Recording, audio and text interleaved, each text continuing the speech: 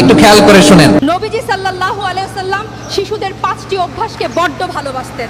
আর বিশ্বাস করুন, এই 5টি অভ্যাসের মধ্যেই লুকিয়ে আছে আমাদের জীবনের সবচেয়ে বড় শিক্ষা। প্রথমত, শিশুরা যখন কিছু চায় তখন কাঁদে, জেদ করে সেটা আদায় করে ছাড়ে। এটা আমাদের শেখায়, হে বান্দা, আল্লাহর কাছে চাইতে হলে এভাবেই চাও, চোখের পানি ফেলে নাছোড়বান্দা হয়ে চাও, কারণ আমার রব কখনোই চোখের পানি ফিরিয়ে দেন না। দ্বিতীয়ত, তারা মাটি নিয়ে খেলে আর শরীর নোংরা করে, যেন আমাদের চোখে আঙুল দিয়ে দেখিয়ে দেয় এত অহংকার কিসের, এই মাটির দেহ একদিন এই মাটিতেই মিশে যাবে।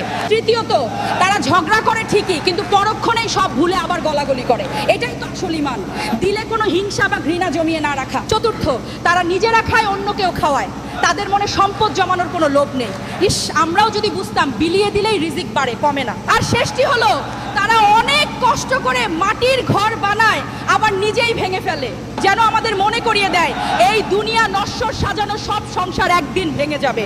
ভিডিওটি শেষ করার আগে প্রিয় রাসূলের আরেকটি কথা শুনুন। তিনি বলেছেন, যে আমার এই কথা শুনলো এবং অন্যের কাছে পৌঁছে দিল, কিয়ামতের দিন তার জন্য আমার সুপারিশ ওয়াজিব হয়ে যাবে। সুবহানাল্লাহ।